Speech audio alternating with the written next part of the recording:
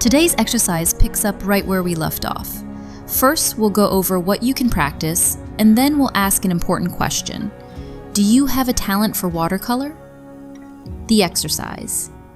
Last time, we painted a large wash. Today, we'll make it a little harder. We'll stay with washes, but we're going to break the space into smaller sections. Use a pencil to divide your paper into several boxes. They don't have to be perfect. A few squares or rectangles are more than enough. Fill each box with a different color. Choose any colors you like. Try a bold, saturated tone in one box and a soft, delicate one in the next. The goal is to learn how to paint a smooth, even wash inside a small, clearly defined area. Use a smaller brush so you can reach the corners without crossing the lines. Pay attention to how you finish each box. You want to avoid that darker puddle of paint that often collects at the bottom edge. This also trains your sense of how much paint you need to mix for one section. If you mix too little, you'll have to remix halfway through. If you mix too much, you'll waste paint. With practice, your estimate will get better and better. Once you finish a box, move to another one that's farther away and still dry.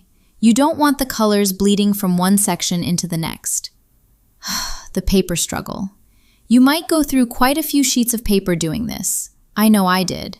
I tried to save money by using cheap paper, and you can see what happens. Low-quality paper creates unexpected obstacles. In some areas, the paint behaves strangely. It can leave blotches, or it can soak right through the paper. For a hand exercise, that's not a disaster, but the result won't look clean. And if this happened during a real painting, it could ruin your work. Another common issue with cheap paper is that it sheds tiny fibers while you paint.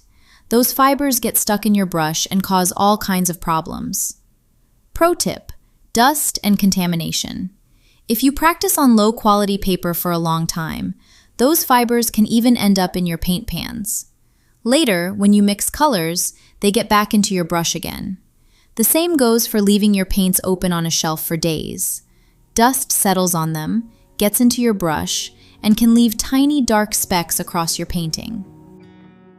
This exercise is all about control, painting smooth washes with clean, sharp edges.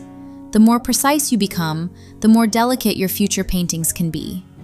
And while you watch how much I struggled in my earlier attempts, let's talk about talent. You might sometimes wonder if you even have a gift for drawing or painting. I have an answer for you, even though I've never seen you or your work.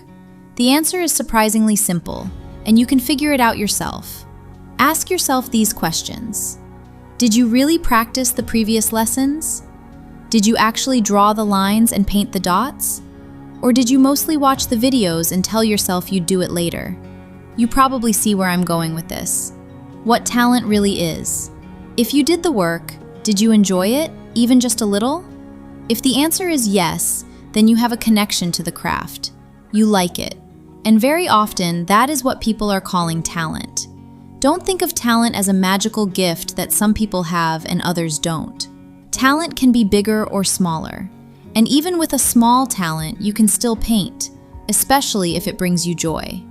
Practice is what makes you better. Think of talent as a natural affinity for something, like music, sports, math, or acting. When you enjoy something, you do it often. And when you do it often, you improve quickly. I consider myself someone who is still learning watercolor.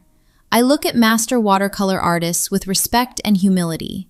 Of course I want to be better, so I keep studying. But even if I never reach the level of the top artists, painting makes me happy. And being able to create just for the sake of joy is incredibly valuable. If you feel the same way, keep going. We paint for joy. This is not a competition to see who can paint better, bigger, or more colorful paintings. If you make a small picture and the process makes you happy, that is a beautiful, meaningful, and noble use of your time. And as for talent, until you learn the basics, you don't really have a way to know how much talent you have. Now, let's pause our talk about talent for a moment. I painted this sample on professional-grade Arches cotton paper. The difference was immediate. The paper absorbs paint consistently, so there are far fewer blotches.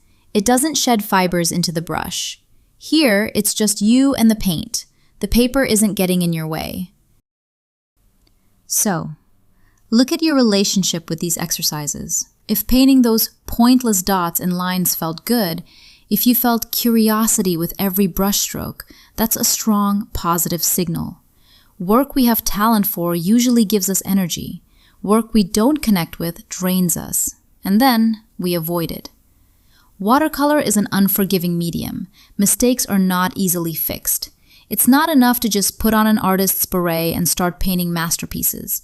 You need to know what you want to do, and you need the muscle memory to know how the brush will react at different angles. That's why these basic exercises matter. They build your muscle memory so your hand can work automatically. In watercolor, you often need to react instantly, without hesitation.